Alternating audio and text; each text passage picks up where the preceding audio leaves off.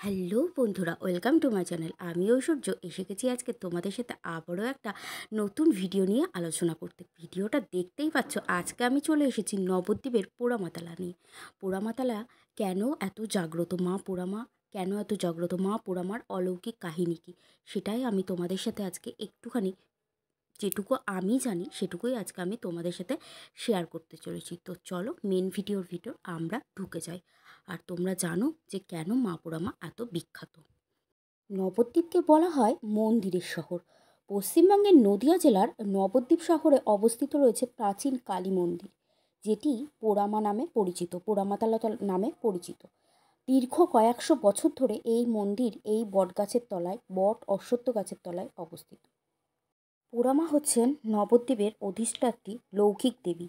পোড়ামা সারা বছর দক্ষিণাকালী রূপে পূজিত হন। শুধু শ্রী বসন্ত পঞ্চমীর দিনে নীল সরস্বতী রূপে মা পোড়ামাকে পুজো করা হয়। মা পোড়ামা নীল সরস্বতী রূপে পূজিত হন সেই একমাত্র বাসন্তী পঞ্চমীর দিনে।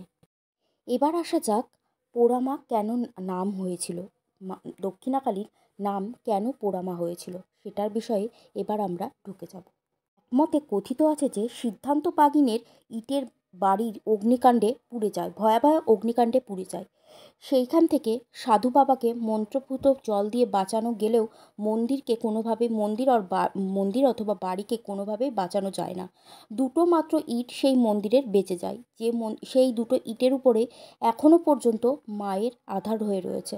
মা পোড়ামার ঘটকে সেই দুটো ঘটের উপরেই প্রতিষ্ঠা করে পুজো করা হয় এখনও পর্যন্ত। যখন সন্ন্যাসী ঠাকুর আগুনে পুড়ে যাচ্ছিল বাড়ি, তখনই দেখতে পাই সেই ভয়াবহ অগ্নিকাণ্ডের ভিতরে মায়ের করাল রূপ। সেই থেকেই মায়ের নাম হয় পোড়ামা, আর সেই থেকেই স্থাপন হয় পোড়ামাতালা। এক কথায় কথিত আছে যে লক্ষণ সেন ও বল্লাল সেনের আমল থেকেই মা পোড়ামার পুজো শুরু হয়েছিল। নবদ্বীপের গ্রাম্য দেবী ছিলেন মা পোড়ামাই। মা পোড়ামাকে তখন থেকেই পুজো করতে শুরু করেন।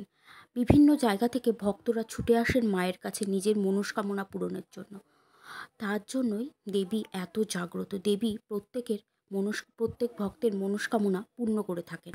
নবদ্বীপে আসবে আর পোড়ামাকে দর্শন করবে না, পোড়ামার কাছে ভক্তরা পুজো দেবে না, এটা হতেই পারে না।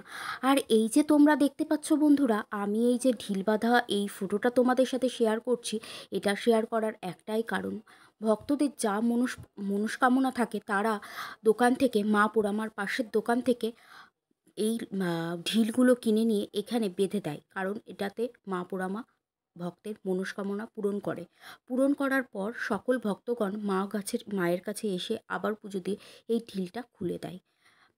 আর মায়ের কাছে সকল ভক্তগণই নিজের মনের কথা প্রকাশ করে থাকে। মা পোড়ামার এক পাশেই রয়েছেন বাবা ভবতারণ। এই যে তোমাদের দেখাচ্ছি, এই বাবা ভবতারণ, ইনি বছরের পর বছর একটু একটু করে বাড়তে থাকেন। এই ভবতারণের ঘরটা তোমাদেরকে অন্য কোনো ভিডিওতে অন্য কোনো দিন আমি শেয়ার করে থাকব। এই ভবতারণের পাশেই রয়েছে মা ভবতারিণী। আর এই যে বন্ধুরা, এটা হচ্ছে মা ভবতারিণীর মন্দির। এই যে বট অশ্বত্থ দিয়ে ঘেরা এই মন্দির, এই মন্দিরেই মা ভবতারিণীকে পুজো করা হয়। তো এই তো ছিল আজকে আমার পোড়ামাতালার কিছু অজানা তথ্য। তোমাদের যদি ভালো লেগে থাকে তাহলে একটা লাইক কমেন্ট করে জানিও। বন্ধুরা, এই ধরনের ভিডিও দেখতে চাইলে অবশ্যই আমাকে কমেন্টে জানিও। তো চলো আজকের মতো এখানেই টাটা, সকলে ভালো